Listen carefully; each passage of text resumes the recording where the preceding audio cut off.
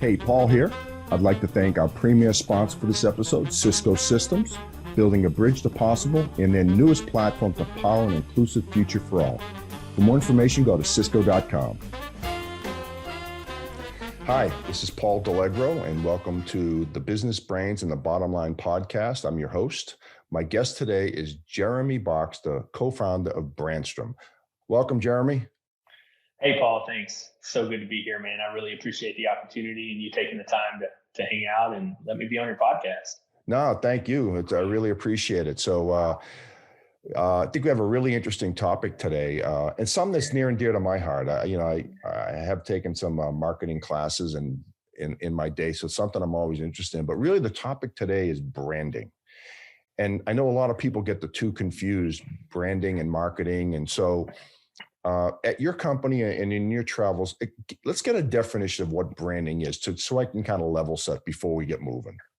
Yeah, sure. I think you're right. I think there is a lot of market confusion most of the time about what branding is versus what marketing is and how they're intertwined, because the reality is they are intertwined. And I think you don't have a good brand foundation or a good marketing platform without the other one working well for you, right? Yeah. So for me, branding really is that process that you continually go through all the time to position yourself, your business, your organization, whether you're a church or nonprofit. We work with a lot of those as well. And it's the process you go through to position yourself in your market. Capturing your unique message, your unique culture is something that you don't do one time. It's that thing, that process that you engage with over and over and over again. I like to say this about branding. Branding is like your character. It's what people say about you when you're not around. Right. And so when you think about a brand in terms of that your character and the way you live, your ethos in life and who you are, right, and the culture that you live in and from, to me, that's what a good brand is. It's a company or an organization that gets that not only for how they would position their voice to their clients or their customers, but also internally the experience they would want their employees to have with them and how they create that kind of buy-in in the culture where people actually enjoy coming to work every day, right? That's a novel to me, idea, isn't it? That's what branding really is we want to help companies, organizations create a unique culture that is genuine to them and is consistent in the way they talk about themselves and the way they look in their market, right? So that's what branding is. Oh, that makes sense. So, I think when a lot of people hear branding, they think, oh, it's their logo. Yeah. Right. I mean, I think you probably hear that a lot, right? Oh, constantly. Yeah. Yeah. Well, I mean, I think a lot of people would say that they know that branding's not just a logo, but what people say they know and then how they choose to live their lives are often two very different things, right? We know things, but knowledge unapplied it really brings no value to our life. And I think a lot of times that's what we see in a lot of the groups that we work with is they get a good logo, or maybe not a good logo, but they have a logo. They slap it on some business cards, they put it on their website, maybe a marketing brochure or a sales packet or something, and then they have a brand. Well, that's great. And the way I describe this to people is your logo is not your brand. Everyone should have a logo. Right. But a good logo is subjective to whomever is viewing it anyway, right? I mean, what you think is good and what I think is good may be very different, right? Right. Like, oh, they have a cool logo. Well, maybe not. But your brand shouldn't be seeking to be visually attractive before it makes sure it's clear and consistent, right? And so for us, a logo isn't a brand. It's what we call a brand asset. It's one asset that goes along in a compilation of other things to help create a strong brand. It's a necessary one. It's the most popular one. It's definitely the most well-known piece of a brand, but that's not what a brand is at all. If you have a brand, a logo that, like take yours for your podcast, you have your glasses and your hat and the whole thing works because when people experience you, it's who you are, right? It's what they see. It's how you communicate. It wraps up the whole thing. And if a logo doesn't accurately communicate the experience that they're going to have with your brand, then the logo doesn't work for you in the first place. We have a saying in our company too, with regard to like creativity, is that we believe clarity beats creativity every single time. And we're a freaking creative company. Exactly. And we know that's how important it is to be clear, to be concise, and to be consistent in every single thing you do. And so we don't want to just for your look to be consistent. We want your message to be consistent, Yeah. and for the emotions they evoke in people to be the same, right? And so that every brand touch that they have, every experience with your company they have is a very similar one from the last one, and they get to know you and becomes familiar to them, right? So yeah, a logo is definitely not a brand. And don't let people tell you it is, because Yeah. you won't build anything strong and you won't really have anything to market with either.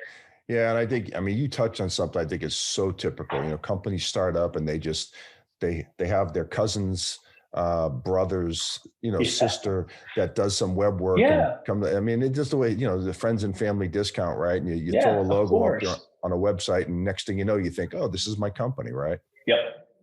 No, absolutely right.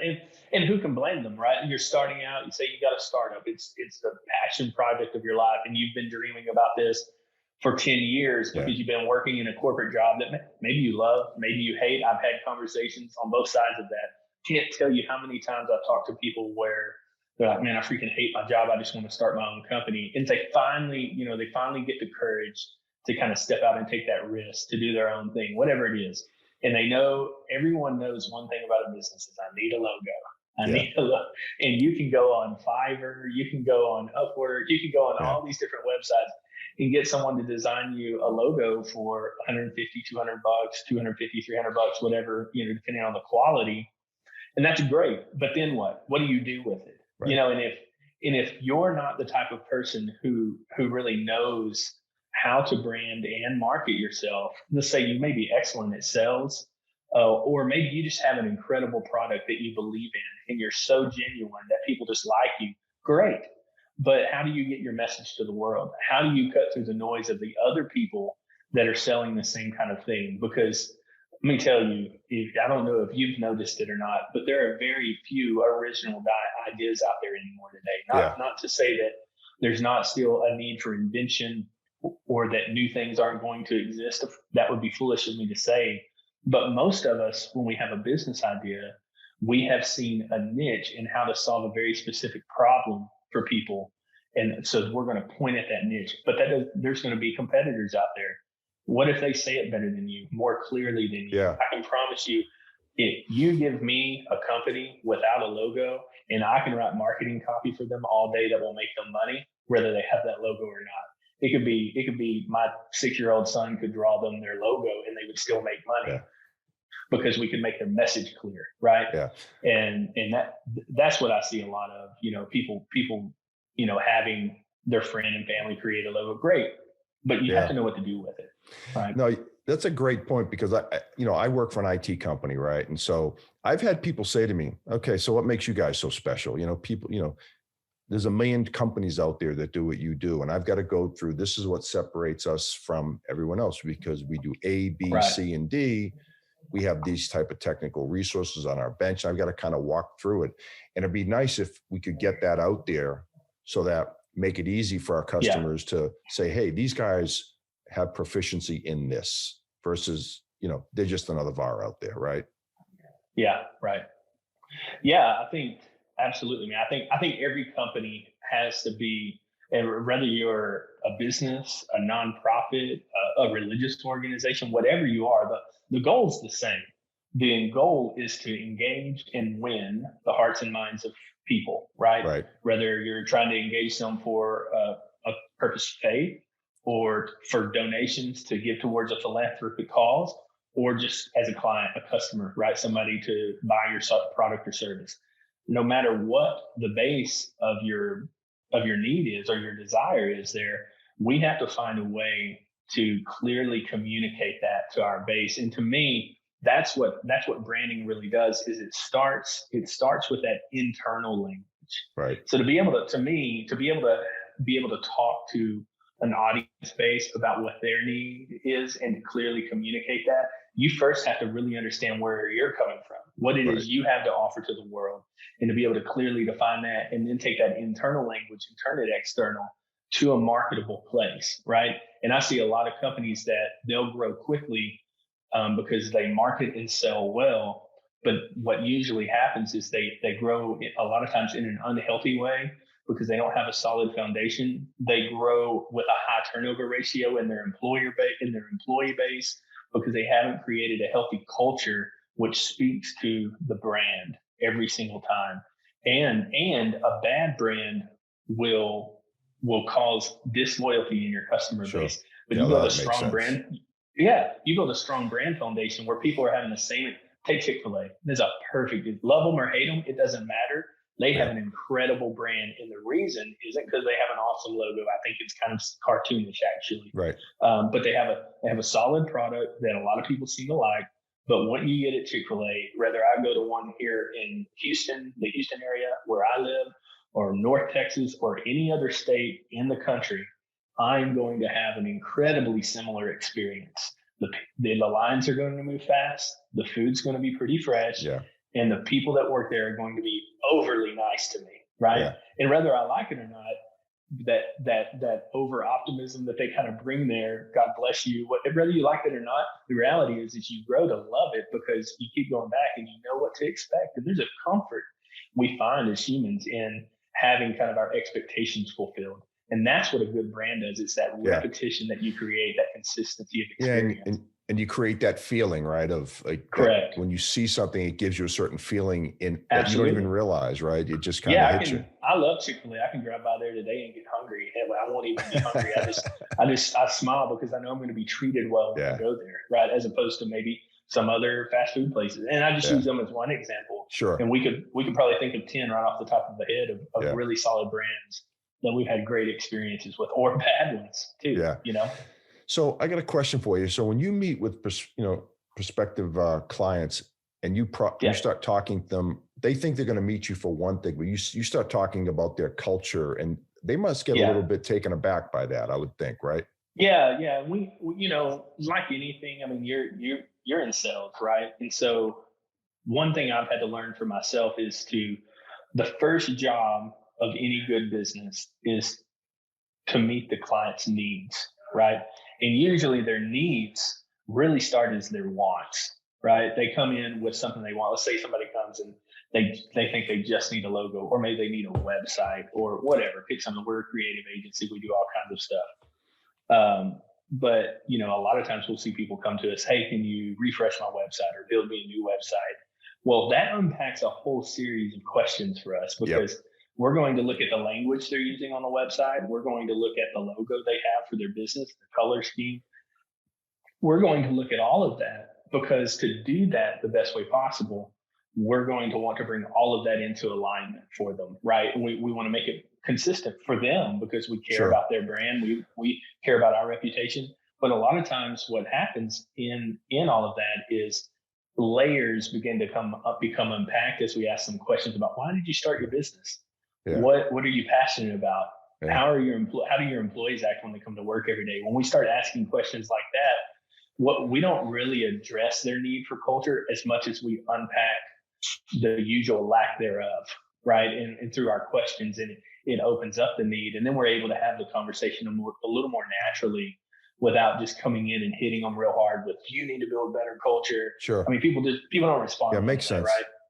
But usually people's reactions once we hit it, it's very receptive. People are usually really refreshed by this idea of, you know what, I did intend 8 years ago when I started this business to create a company that people love to work at, that I love to work at. And we grew quickly, or we grew in a direction that because of just the way life pulls and business pulls, we had to react. Yeah. And I wasn't able to be as intentional as I would have liked to have been. And so, okay, let's go back and revisit that. Let's start putting the rest of the layers of that foundation there so that your building can be strong for decades and not just a few years, right? Yeah. And that's just good salesmanship, like you said. I mean, if a customer calls you up and says, I need X, if you're not asking questions, well, why do you think you need X? Yeah. Again, I'm trying to be generic here, but I know in our industry, and for me, from a sales perspective, there's two things for me happening. One, I obviously genuinely want to meet the needs of my client. Like, they're coming to me for a reason, and I want to give them what they want, but I also want to give them what they need because there's a pretty high level of consultation that comes with our business. And so we have to be able to tell them, like, okay, yeah, you want this, but you also need this. And then as a salesperson trying to grow a business and increase revenue, there's an upsell opportunity in every conversation I Yeah, have. And so I'm absolutely. constantly, no doubt, I won't hide it at all, not even from a client.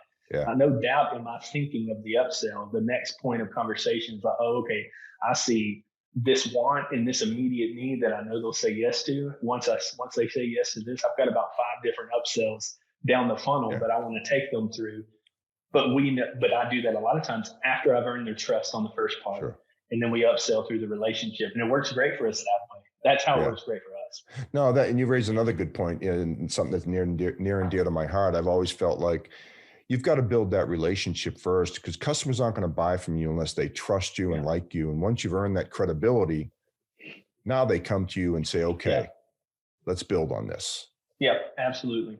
And us starting out as a small agency, we've grown some. We're still not huge by any stretch, but we did a lot of projects early on that we wouldn't do now. We don't need to do them now. We didn't really want to do them in the first place, but they were trust building projects for us. Yeah. We have a client that's been with us since almost the inception of our company, and we started out just doing, all we did for them was a logo. They didn't really have one.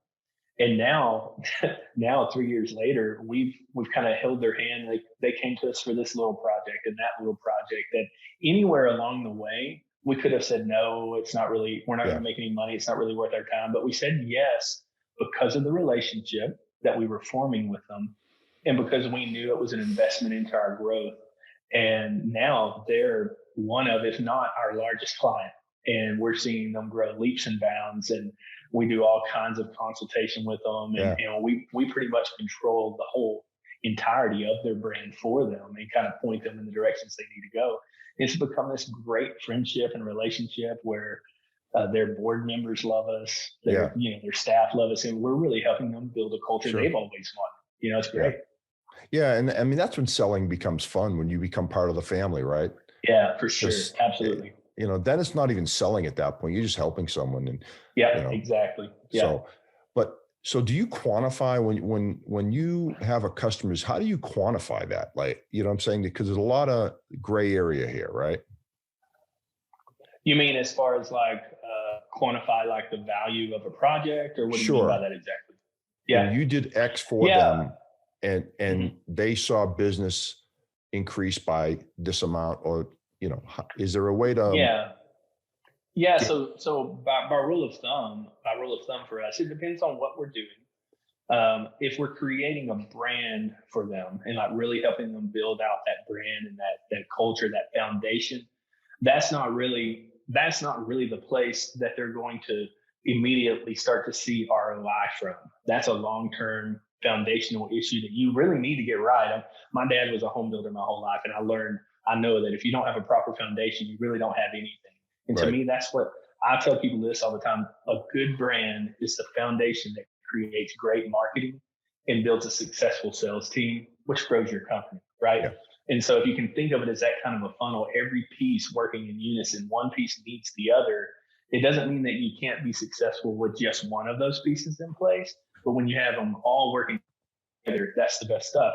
And so for us, the branding packages are quantified off of the amount of work that's going to go into a time-based type of approach. We know, and depending on the size of the company we're working with as well, because there's a lot of arms of reach that we'll have into those companies.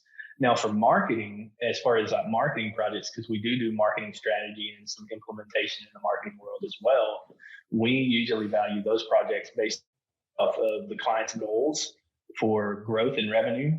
I'll ask those questions right up front. What kind of revenue are you wanting this year as opposed to last year? What's your goal? Okay, Yeah. well, I want to do 1 million. I want to do 1 million more than we did last year. We did 10 million last year. I want to do 11 million this year. Okay, great. So we're going to value our packages based off of that knowledge. And then I have a 10x principle that I live by. So I want to give whatever a client spends on me, spends their marketing dollars on me or my company, I want to bring a 10x return to that. Oh, So if okay, good. they spend 48 grand with us, I have to see them make $480,000 off. Right. Right. That's the goal. That's the goal every single time. Right. That's not to say like if you want to see $1 million worth of growth, you're going to have to pay me $100,000. I don't have $100,000 marketing packages. That's not what we do. Right. But that's a really good barometer for us to see. Okay, in branding and some websites and things like that, we have some set pricing, and that's really all based out of time. And then when we move into the marketing land, we base it off of the value of growth delivery that we think we can have in that. Yeah, that's a good metric. That's kind of where I was going with that. That you set the success criteria right ahead of time, and you kind of know where you want to be and where you want to go. Yeah. Yeah. Now I want to, obviously there's promises I can't make, like this is for sure going to happen for you.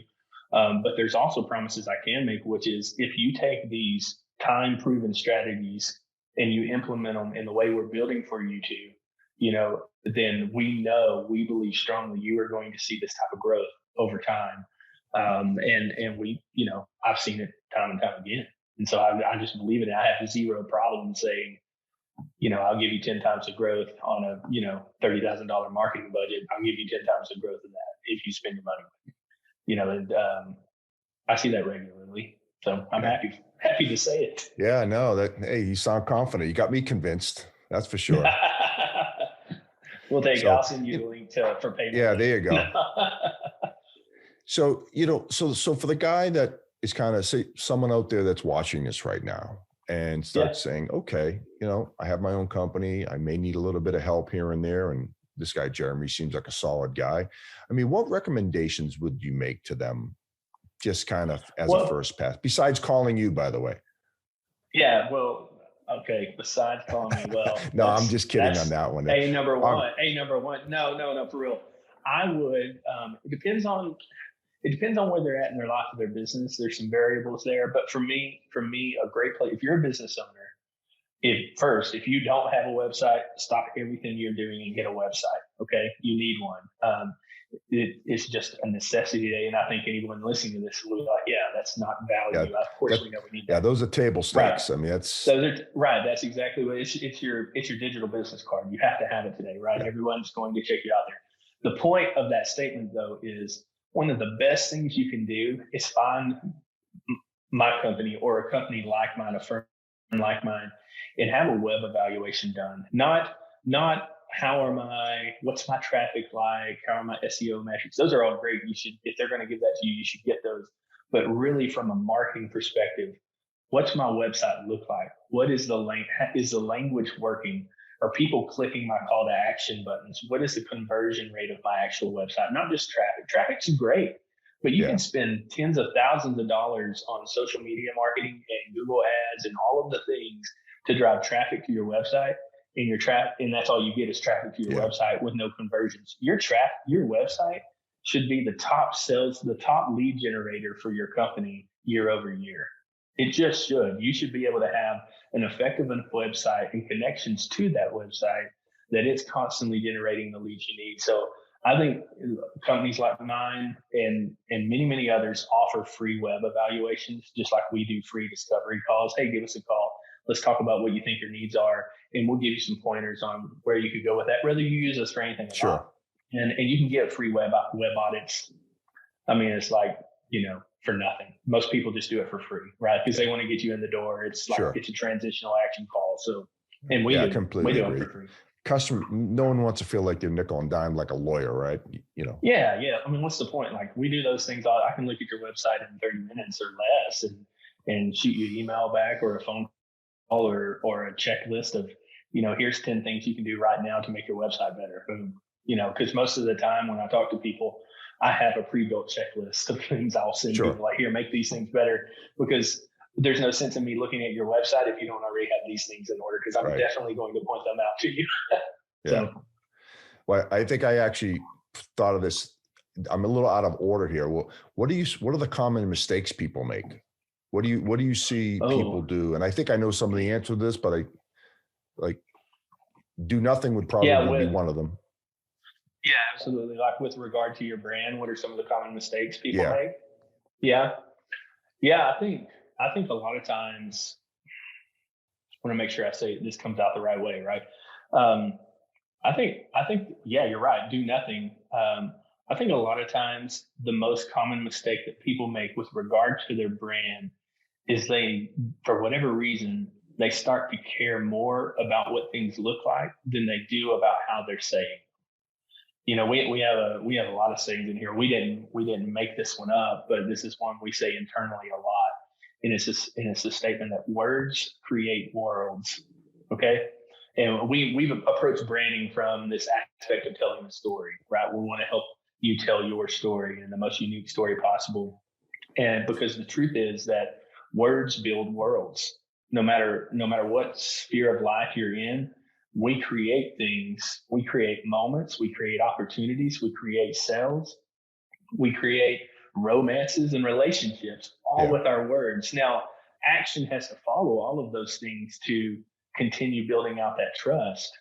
But typically, trust is chosen to be given through people by the verbal interaction we have with each other, Yeah. right? We had conversations about this podcast before it happened, and you trusted that I could be a decent guest. I trusted that you would be a good host. Yeah. And now we're having the experience of that trust, right? The fruit of that trust, and we're having that experience.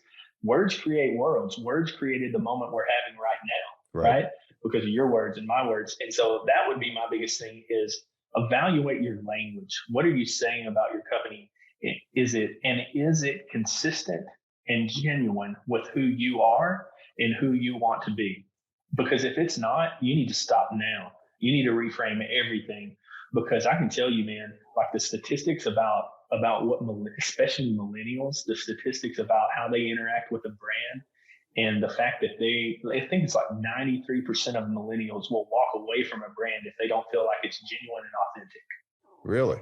Wow. Absolutely. It's crazy. It's That's a crazy. pretty high And percentage. it's a huge percentage.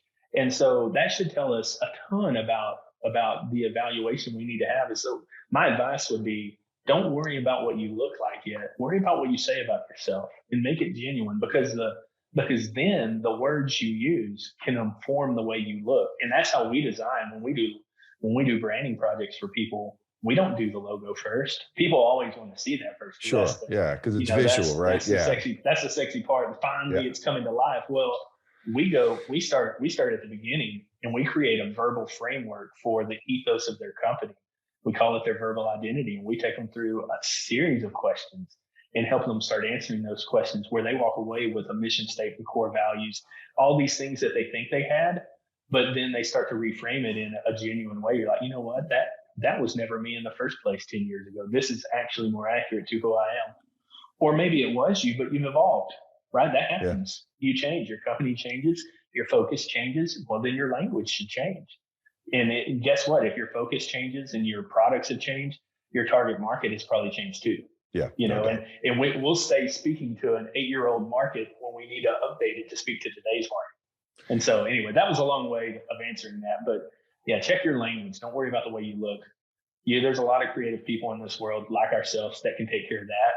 But none of it helps if you're not clear and genuine.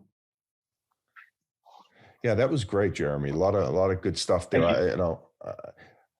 I definitely thought I knew a lot about branding, but I guess I was in for a little bit of an awakening here with the whole culture thing. And it makes sense. I mean, just, you got to have that consistent message that's being put out there on a consistent basis to build your customer base.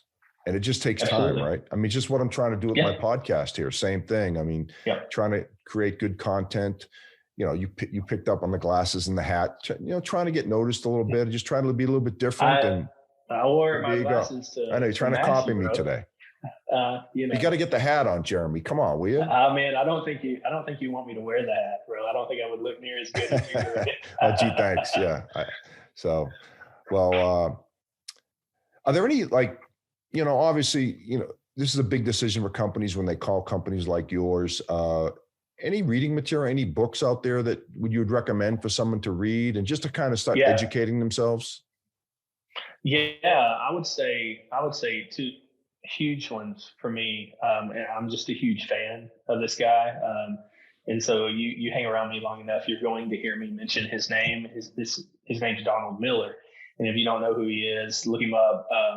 Donald was actually kind of a Christian writer a little bit in the early 2000s. And so I was kind of introduced to his stuff through kind of a more faith bent expression. But in the last several years, he's really become a big voice in the marketing world. And he wrote a book, I think it released in 2017. Yeah, because that's the same year we launched Brandstrum, called How to Build a Story Brand. And I would definitely check out that book. Okay. And then also a more recent book he has called Marketing Made Simple. And I think first part of next year, he's releasing a book called Business Made Simple, which I really love his concept behind this. If you'll indulge me, he is actually trying to write material that would compete and outpace a college education for those who are interested in entrepreneurship and building their own businesses. So, and the material he has is like real world practical application, how to start a business, how to grow a business, how to thrive in business for a tenth of the price of what you would pay to go to college, right? Yeah. Not that I'm against college. I'm college educated. I have a bachelor's in finance and general business. And so it's great. I love it. I want to push my kids to go to college, but he's trying to interrupt a market that I think has probably taken advantage of people for a long time. And he saw that need. But definitely How to Build a Story Brand, Marketing Made Simple, both by Donald Miller, and another one I highly, highly recommend for those of you that need to really think through your language, especially for salespeople. Man, I think this one would be huge. And most people in sales don't think about this, but one of the most effective ways to sell to this day is through our words, not just how we speak, but how we write. And so this book is called How to Write Copy That Sells, and it's by a guy named Ray Edwards. I highly, highly recommend that. I'm actually I'm actually reading it for the second time right now. So me and my team are going through this book together, and every time I look at it, I find deeper value in it. And I frankly would read that book before the other two, just because if you're interested in marketing at all, in sales at all, or just in general and trying to grow your own business and help people help you grow that business, I would definitely read that, How to Write Copy That Sells by Ray Edwards. Awesome. For sure.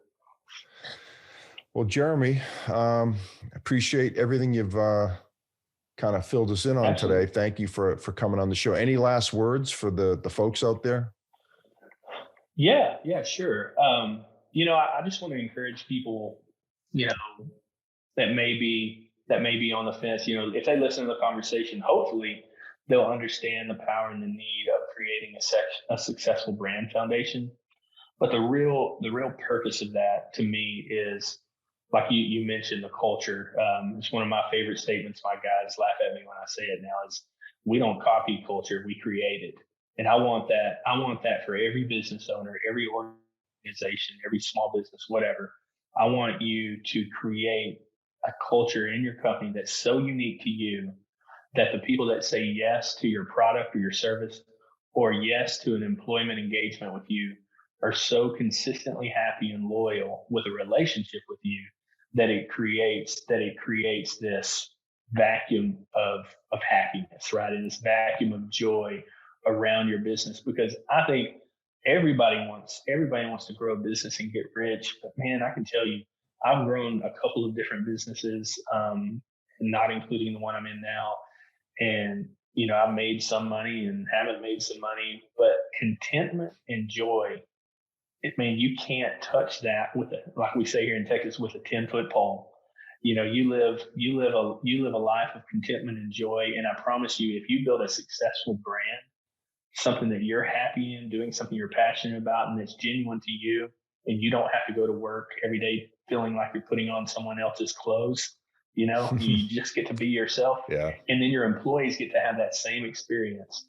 I promise you that you'll be happy. You can thank me later. I'll give you that one for free. Just build a good brand, whatever it takes. Awesome. Well, Jeremy, if for the folks out there that are interested, Brandstrum.com, I'll give you your company a little plug right now. You got me convinced. You got me convinced. I'm ready to sign on the dotted line right now, Go check it But out. I'll send you a proposal when we get done. there you go. There you go. Well, thanks again for coming on. And that's Yeah, another Paul. wrap for Business Brains and the Bottom Line. Thanks for tuning in, and we'll see you next time.